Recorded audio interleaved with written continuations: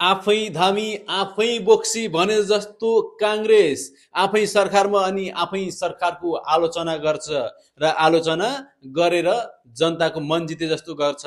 काङ्ग्रेसका महामन्त्री गगन कुमार थापा पनि त्यसै भन्नुहुन्छ।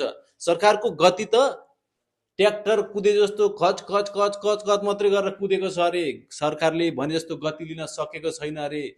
विभिन्न माग राख्दै अहिले शिक्षकहरूले सडक तताइरहेका छन्। त्यही मागमा केपी शर्मा ओलीले नेतृत्वको सरकारले सम्बोधन पनि गर्न नसकेको भन्दै गगन कुमार थापाले आलोचना गर्छन् आफ्नै सरकारको। सरकारलाई त राम राम मात्रै भन्न सकिन्छ, गएर काँध हाल्न सकिँदैन पो भन्छन्।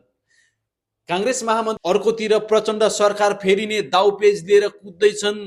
त्यही बखत काङ्ग्रेसका नेताहरू ओली नेतृत्वको सरकारसँग जोरी पनि त खेल्दैछन्। हुन चाहिँ के आँटेको हो आफै बुझ्नुहोस्।